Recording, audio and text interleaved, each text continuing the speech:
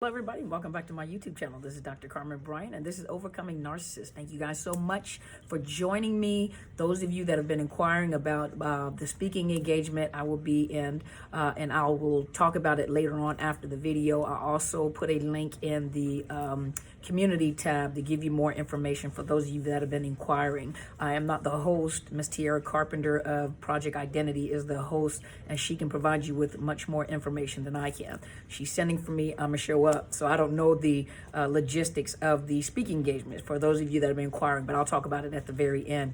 And today I have a lot of topics that I usually have written down, but there's one that came to my attention that I wanted to put kind of on the top. And I can't recall the young lady that sent me the question, but it was a two-part question. The second part of the question, I'm going to leave that to my mentor to talk about, and I'm going to send that over to her. But you were asking about emotionally incestuous relationship between a narcissistic parent and a child, and you were also asking about spiritual incestual relationships. I'm going to leave that part to my pastor, Apostle Helen Sadler, for her to use that on a topic and send that to her via email. And I'm going to focus on the emotional incest between between a parent and a child. Now, emotional incest is a form of child abuse. Now, they say it's a form of child abuse. It is child abuse because it's psychological abuse. And usually, a lot of times it may not occur, but not all the times does it occur between a narcissistic parent and a child. Sometimes it occurs with parents that are having marital problems, parents that are divorced or are separating. And what ends up happening is the parent begins to place the child in the position of the parent, and they have no boundaries. They put the child in an adult position and hold them responsible for the emotional part of the relationship, making them responsible for their emotional for the emotion, with their emotions. They make the child responsible for their emotion. Just like within a relationship, it's not that you're responsible for another person's emotion. They're responsible for their own emotions, but you don't add to it and make it worse. You don't abuse them, or you don't add to it to add to negatively, in other words. But what happens with the parent is they put the child in a position of equality with them, and they handle the child as if they're on the same level as they are. So they inappropriately may discuss financial problems, sexual problems in the relationship, marital problems, working late, he or she works too late. They're always having affairs.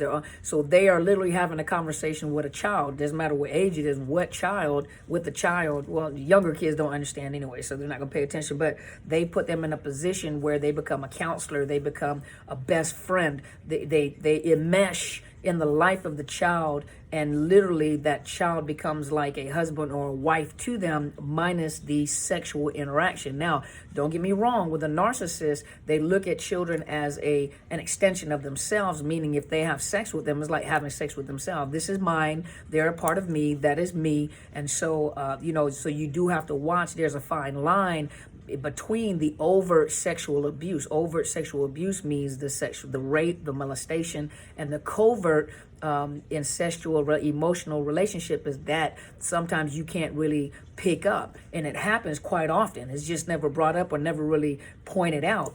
You may have situations in which and let's talk about the narcissist. The narcissist does everything on purpose. There's a purpose for everything that they do. There's nothing that happens by accident. Oops, I didn't mean to do that, or I was unaware. No, they do everything on purpose. And think about it. I made this comment earlier when I was speaking to someone, and I said they know exactly what they're doing. If they didn't know what they were doing, why do they work so hard to cover their tracks? Why do they work so hard to smear your name? Why do they work so hard to make sure that if you leak information, people won't believe you? You wouldn't have to work so hard if you didn't know what you were doing. Exactly, I'm not saying you, but the perpetrator or the narcissist knows exactly what they're doing, or they wouldn't spend so much time convincing people that you're the crazy one, or covering the tracks, or taking situation and flipping them around to make it look like it's you. That's too much work for you to do something and you're not knowing what you're doing. So even when it comes to the children, remember, the children are being love bombed too. So, think about how you were being love bombed. They're being love bombed too. They're being trauma bonded too. They hold them accountable for how they feel, and they also triangulate. Oftentimes when you have a narcissistic parent that's in a home, they will triangulate with the children. So they'll get the children to side with them. They'll mock you or laugh at you. I've heard stories, where narcissistic mothers would get the daughters to degrade or belittle the father, talk about him, he was losing hair or the job or even the sex. The mother felt like, well, you guys are adults. I can talk to you about your father, and your father, can't perform like he used to at one point in time, and, he's losing. That is inappropriate conversations even growing up. And so it gets to a point where if the child, or when the child moves out or gets connected with their own family, that narcissistic parent, whether it's mother or father, they still hold them, they obligate them to taking care of me emotionally. At any time that I need to call you, you should pick up because I'm your mother or I'm your father. At any time that I need something, you need to drop everything that you're doing because I'm number one and you need to come and check on me. If I need something, it doesn't matter what bills you have. It doesn't matter what your wife or your husband needs. You need to drop what you're doing. You need to give me money to do this. A lot of times I've heard people even complain about the fact that they get married to the narcissist and the parent is also a narcissist, and the parent still maintains control. They become very vulnerable, the vulnerable narcissist. They become very needy, and even if they do have ailments, they still play on that emotion and they obligate that child to take care of them. If I need money, and they look at the spouse that they marry as just another source of income as well. It's meaning that I have more income now to make sure I take care of another household. Now, there's a difference between you have ailing parents, your parents are getting older, and you have the means to be able to support them and help them. But when you get to a point where that parent is a narcissist and they obligate you to do it, or you feel like you have to do it because you have to be seen a certain way, or that parent is obligating you to do it because you still belong to them. So anything you get, I've even heard of people saying that, my son has been my husband ever since he's been little. Or she's been like my wife ever since she's been little. She's done everything. She's cooked, she's cleaned, she helped me take care of these kids. The father put her into a parental role to help raise the children, get a job, or even vice versa, where the mother will, he's taking the place of his father, and he is taking the role of taking care of the household, paying the bills, making sure the brothers and sisters are getting to school and have lunch. So all this responsibility was, prematurely was put on the child. This is emotional incest, where they're putting their children in the place of an adult. They don't have boundaries. And remember, a narcissist will also triangulate within the family, and they feel, if you say anything to them, they'll justify what they're doing. A lot of times the justification sounds so natural, so normal, that most people look at you like, gosh, how many people will want to have a parent like that? I crave for a parent like that. But they don't understand that. Just like most people don't understand narcissist abuse, most people do not understand emotional incest either.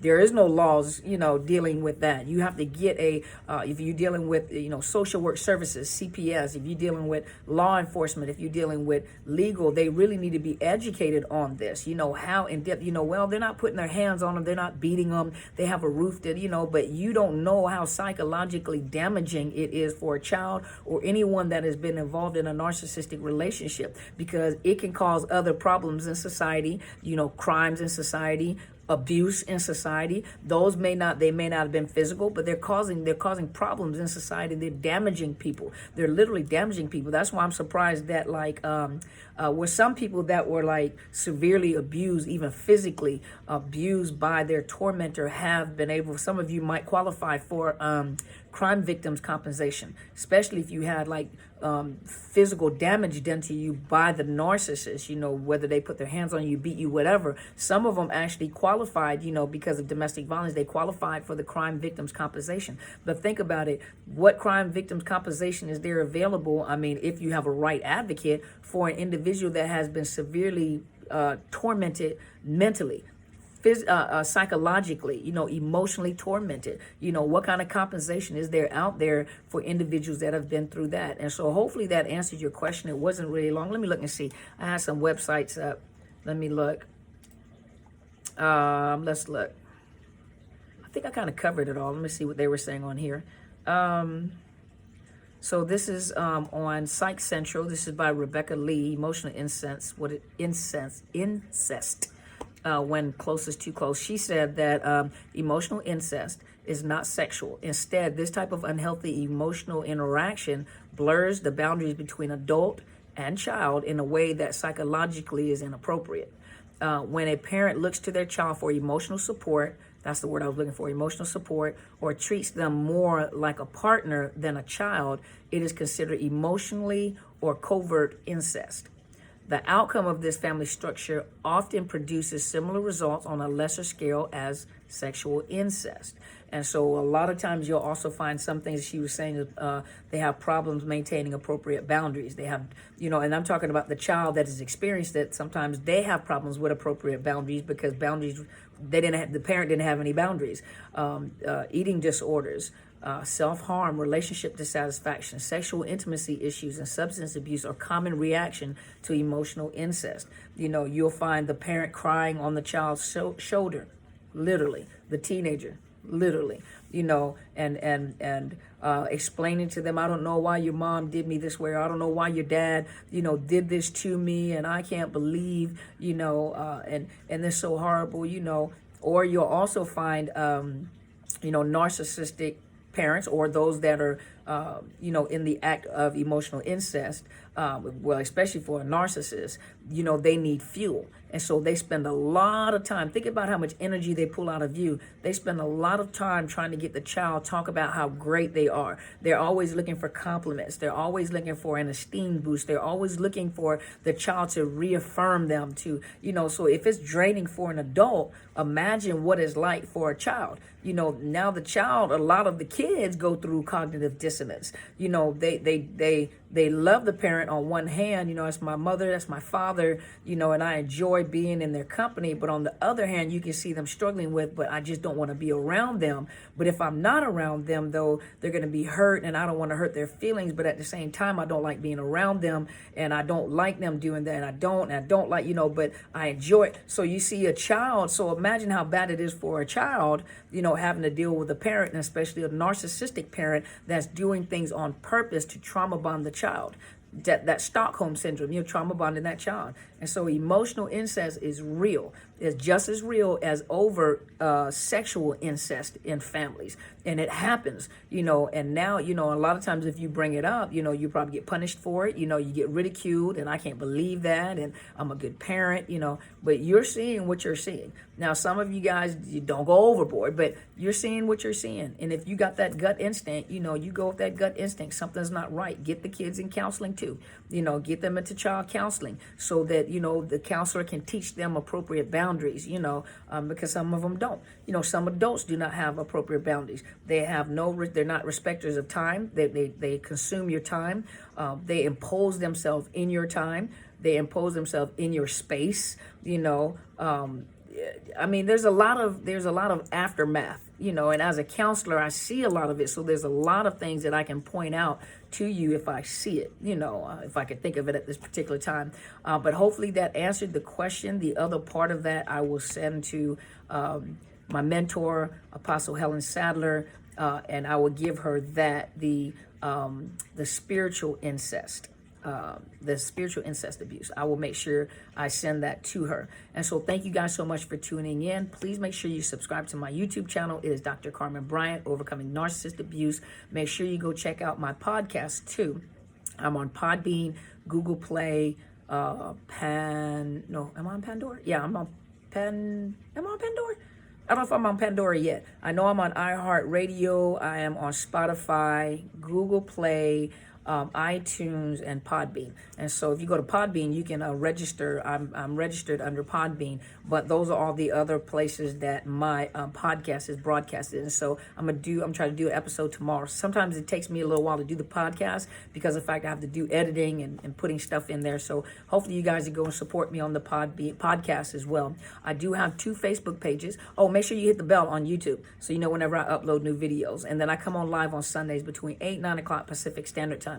Sometimes I'm not able to get back, as I'm traveling, I can't get back on time. So sometimes I just leave you guys a message on the video, let you guys know that I'm thinking about you and I love you guys. And then on my Facebook page, I have my professional Facebook page, which is Psychological Health Consultants and Services. And I also have my book Facebook page, which is Overcoming Narcissist Abuse. And make sure you guys go, hit the thumbs up because I post on there. Make sure you guys go to Amazon and Barnes and Noble. And for those of you out of the country, you can go to Westbow Press. They also have a bookstore, and they will deliver out of country. Some of you guys got it out of country there. But this is my book, Unmasking the Illusion of Perfection. Make sure you guys go check it out. A lot of people, sometimes you don't know, how much what you say or when you write, it affects people's lives. And you guys have really been sending me emails and really have been telling me about how this book has affected your life. I wrote this book, after years of getting out of the relationship that I was in, and to tell people's story and our stories. We're telling our stories. These are our stories in this book. But when you write a book, sometimes you put the book out, you don't really know how people are affected by the words that you put on a piece of paper, especially when someone acknowledges, I know this was real and someone else can relate to me. I know I wasn't crazy. And a lot of you have sent me emails saying, oh my gosh, you read the book like once or twice and you read it just for encouragement, because I do provide Christian encouragement, biblical encouragement, and scriptures in here, but I tell the stories of real people, real experiences, and to give you an idea of what narcissist abuse looks like when it's played out, as opposed to when we talk about it on video, as it's played out, what people were thinking, the positions that they held, positions of power, the children, their background, why they were thinking the way that they were thinking, why they didn't leave, how they ended up with their children being abused, and how they escaped, so hopefully you guys go and support me. Thank you to all of you that are purchasing these books. I'm telling you, you need to get them for your kids. Well, not the kids, the teenagers. Let them read it. If you have support groups, let them read it. And I'm telling you, what happens is people like, I knew I wasn't crazy. I knew this was real. And it'll really help you when you're doing your support groups, because people are reading their stories in this book. And so thank you guys, as always. If you look underneath the link and underneath my YouTube link, for those of you that are looking for counselors, I cannot provide counseling across state lines. I am only licensed in the state of Washington, so to hire me as your personal counselor, I cannot do that. And so if you get me as a coach, I do have coaching services. If you get me as a coach, I'm not going to provide you counseling, but I'm going to provide you with resources, meaning that I will help you locate counselors to assist you, and we'll come up with a plan or certain things that you need to be doing. But I cannot provide you with mental health counseling or counseling. That you would have to do either in your local area. And those of you saying that you cannot find counselors in your local area, that's why I have the link. I am sponsored by BetterHelp.com/Dr. Carmen Bryant. If you click on there, it's a nominal fee. It's actually less than coaching. Some of you guys need counseling, not coaching, and it's less than my coaching fees. And so it's a small fee for those of you that are having financial problems because you're just getting out of the relationship. So like they would say, your money looking a little funny, go and they would then let them know, and they'll give you a discounted price. I think the first week is free. And then also you can vet the counselors. You can look for specific counselors that meet your needs. A lot of people have given me good feedback. They found a counselor that fit them and they like it because it's Skype, telephone, FaceTime, so you can do it in the comfort of your home, your office, in the car, at the airport, wherever. But it's a portable counselor, but they're licensed counselors. And you don't look for, I need one that specializes in narcissism. Some of you guys, I can't find anything. No, find a trauma professional. Find one that specializes in trauma, post-traumatic stress, parental alienation, psychological abuse and the effects of psychological abuse. That's what you're looking for, and then give me feedback. Let me know how it goes. Some of you guys said that you guys started counseling and it was the best best thing you guys ever done. And some of you are saying that with the counseling, with the videos, and with my mentors' videos, you guys are really making progress. And so just like I told you guys in the very beginning when I first started doing videos in 2018, so it's been a year. A lot of you said, I can't see my way out of this. I can't see anything, beyond where I'm at. A lot of you that started off with me when I had, a whole 10 videos, no, not even 10 videos, when I had a whole 2 videos, or when I had like a whole 5 subscribers, a lot of you like, just keep doing what you're doing. Don't stop, even though you don't. Somebody said it. I'm going to find that somebody. One of you said it. You sent me an email. I'm still looking for the individual, whoever you were. I'll recognize your name when I see it. But I had a few videos, and I probably only had maybe 67 subscribers, or maybe even 10 subscribers. But you sent me an email privately, and what this person said, it was a she, and what this person said is that I know you don't have many subscribers. But what you're doing, you're saving lives, and you don't realize you're saving lives. Whatever you do, don't stop. Don't get discouraged because you don't have a lot of subscribers. Keep doing what you're doing. And then this was almost a year ago. And then look where this tribe is at now. Almost 22,000 subscribers. And that one person, a lot of times when you're doing something, you really don't know whether you're effective or not. So you really don't know. For those of you that are wanting to start this, coaching businesses, doing these, YouTube videos, doing coaching, a lot of times you get discouraged because you can't despise your small beginnings. So sometimes you get discouraged because you don't hear a lot of feedback, no one's really saying very much. And sometimes you're tired, you don't want to do it. But for one person to say, don't stop what you're doing. You don't know how many lives you're saving. You don't know how effectual. Just keep going no matter what your numbers look like. That was such an inspiration for me that didn't matter how many viewers I had, didn't matter how many negative comments I had. I said, you know what? If I can save one person out of this situation, if I can save one person and give them hope to let them see that they can recover from narcissistic abuse, I'll keep doing it even for that one person. So whoever you are, I can't recall your name. I cannot find your email, but you sent me an email, and this was back in 2018. You sent me an email. I need you to email you and send me your phone number. I will recognize who you are when you send me that email, and I hope she's still on here. And I don't recall if she was out of country. I think she may have been out of country, but whoever you are, I'm going to look for that email. I'm going to go through my emails. I'm going to find you, because you don't know how encouraging and how inspiring you were for me to keep going. And I really appreciate you, and I send you my love. And I send all of you guys my love. You also look under there. If my Cash App and PayPal is under there for those that have asked about donation.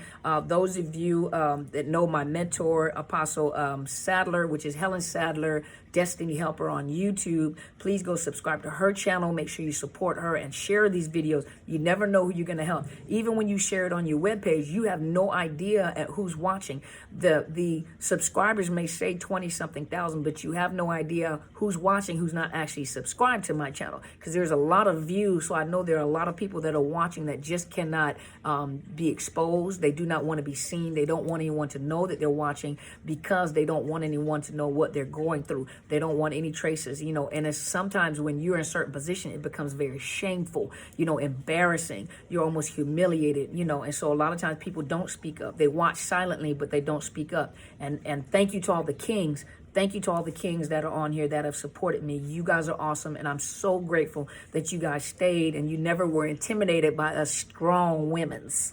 You guys were very, very supportive, and I appreciate you guys. Thank you for not being scared off by some of these strong women that make comments. Thank you for hanging in there and putting your comments in there as well. Thank you guys so much for joining me, and you guys go and be great.